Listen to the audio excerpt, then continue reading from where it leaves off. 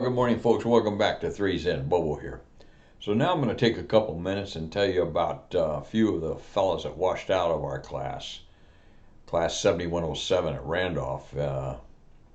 Shocking, but it was in 1970 and 71. At any rate, we lost, I'm thinking maybe 8, 10 guys in the early stages and one very late in the program. And I'm going to catch him in this presentation too. So the first ones that we lost was on day 2.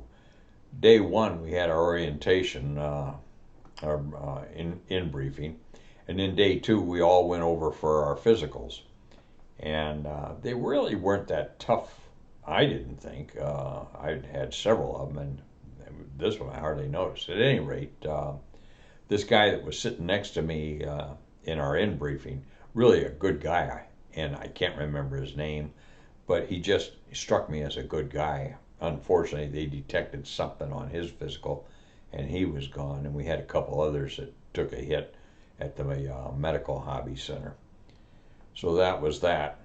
And then as we went through tweets, we had individuals that had come into the program to avoid the draft, and at various points they went into the admin and SIE, that's self-initiated elimination, for one reason after another. That was fine. And then we had that guy that was in our carpool that SIE'd after he sold in tweets. Got a little ahead of myself here. We actually had a guy wash out of T41s. He could make it to the nose gear and then he'd get sick. And I guess on a couple occasions he made it as far as the right wingtip, and that was as far as he could go.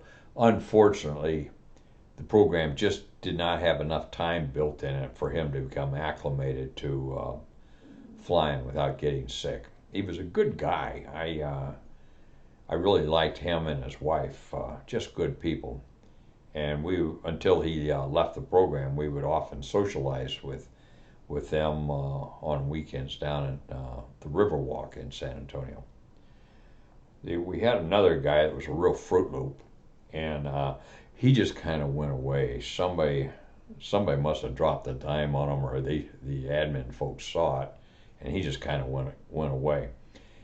He and his wife had invited Tom and his wife and myself and my wife down to their apartment one evening, very early on, first or second week. And he made a great presentation of the Purple Heart. He'd gone over to a clothing sales store, bought this Purple Heart, and had it sitting on the mantle, and he was telling us how he was going to earn that Purple Heart once he graduated. You got to be kidding me. Why would you buy a Purple Heart? That means you're going to get shot at, for crying, or hit. Thank God they saw him. We had another guy that was having issues with air sickness in T-37. Another guy, another good guy, if you will. And he wanted it so bad. He had a couple episodes of air sickness, and they told him, son, if you can't get over this, we just don't see any path forward.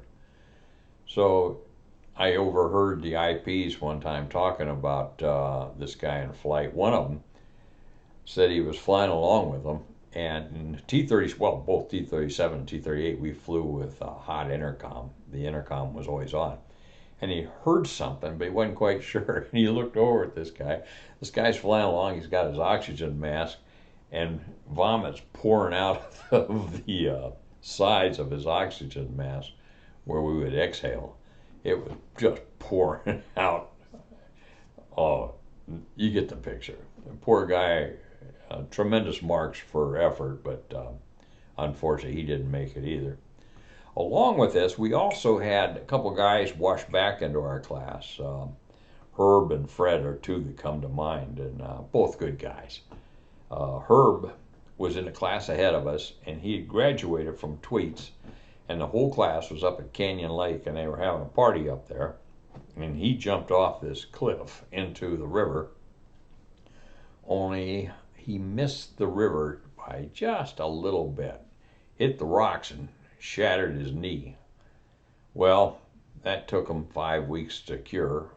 So he went into rehab and whatnot. And then he washed back into our class. And then Fred, I told you about earlier, he was the guy that met a fact board and came close to washing out until he told the fact board, "There's no way you'll convince me I can't ever fly that piece of crap out there." He says, "I don't know what happened to me." He says, but he says, "I will always believe I can fly that airplane and complete the program." And Fred did. To his credit, he did. God bless him. Then we had kind of a reprieve from washouts, if you will. Class kind of went along. Nobody had any real problem. We had guys on SMS, special monitoring status. In those days, they called us marginal students. We weren't special We weren't special. We were marginal students. If we flunked a check ride. So we had some guys bounce in and out of that program. But then toward the end of the program, I think about 7 to 9 weeks from graduation, relatively close, we had a guy wash out in the auger end, for crying out loud. He was down there running his mouth as we were all getting excited about assignments, and he made a comment to our class commander, Boomer. And he told Boomer, he made this proclamation, "Well, there's no way in the world I could ever drop bombs on people." Well, what do you think you're here for, you numbnuts? So Boomer took that in and he said, "Why don't you come and see me on Monday morning?" You know, he thought maybe the beer was talking or so forth. Well, the beer wasn't. This kid was convicted or convinced that he could not drop ordnance on people. So Monday morning comes around. He meets with Boomer. Tuesday morning, he's out of there. So that was about the history of the washouts in our class in pilot training. So with that, this is Bubbo. Isn't that a cheery subject? Base gear stop.